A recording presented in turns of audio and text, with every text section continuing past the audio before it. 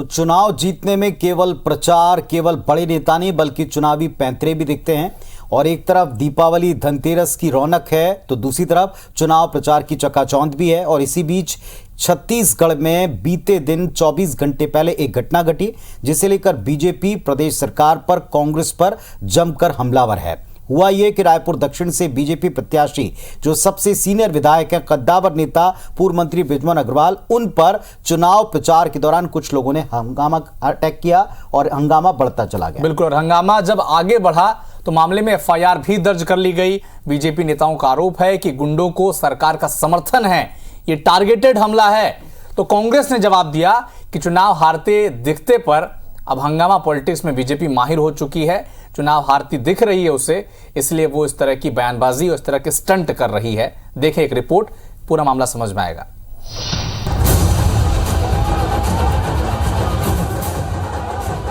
ये वही घटना है जिसे लेकर गुरुवार शाम से राजधानी की पॉलिटिक्स गरमाई हुई है। दरअसल रायपुर के बैजनाथ पारा इलाके में शुक्रवार को चुनाव प्रचार के दौरान रायपुर दक्षिण से बीजेपी प्रत्याशी पूर्व मंत्री बृजमोहन अग्रवाल के साथ कुछ लोगों ने झूमा झटकी की। बृजमोहन का आरोप है कि ये एक प्लान्ड हमला था जिसकी साजिश महापौर एजाज ढेबर और उनके भाई अनवर ढेबर के लोगों ने रची। बृजमोहन का कहना है कि उन्होंने किसी तरह नजदीकी मदरसे में शरण लेकर जान बचाई है। घटना के बाद बीजेपी कार्यकर्ताओं का हुजूम कोतवाली चौक पहुंचा। खबर लगते ही पूर्व सीएम डॉक्टर रमन सिंह, सांसद सुनील सोनी, केदार कश्यप समेत सैकड़ों बीजेपी कार्यकर्ता कोतवाली थाने पहुंचे और जमकर नारेबाजी की। भाजपा नेता आरोपियों पर एफआईआर दर्ज होने के बाद ही वहां से हटे। बीजेपी ने घटना की निंदा करते हुए सीधे सरकार पर गुंडागर्दी को संरक्षण देने का आरोप लगाया।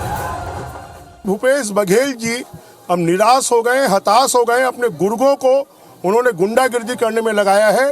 भूपेश बघेल जी और उनके गुर्गे ये समझ लें कि 3 तारीख के बाद उनके ऊपर बुलडोजर चलेगा। कानून व्यवस्था की स्थिति कितनी चौपट हो गई है और किस प्रकार हार के डर से भूपेश बघेल और उनके कार्यकर्ता गुंडागर्दी पे उतारू हो गए हैं, ये दिखता है।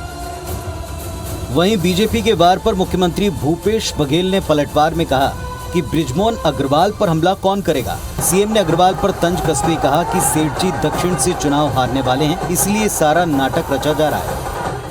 बृजमोहन अग्रवाल पे कोई हमला कर सकता है भाई, जिससे उस समय याद करो 2000 में नरेंद्र मोदी जी पर्यवेक्षक के रूप में आए थे और बृजमोहन अग्रवाल एकात्म परिसर में जो गुंडागर्दी किए तो नरेंद्र मोदी जी को टेबल में घुस के छुपना पड़ा था। उसे बृजमोहन अग्रवाल को कौन गुंडागर्दी करेगा। कांग्रेस के आरोप पर बृजमोहन अग्रवाल ने भी कटाक्ष किया कि हार की हताशा में कांग्रेस ही अपने गुर्गों के जरिए धमकाने, चमकाने और हमला करने पर आ गई है। लेकिन 3 दिसंबर के बाद इन सभी पर बुलडोजर चलेगा।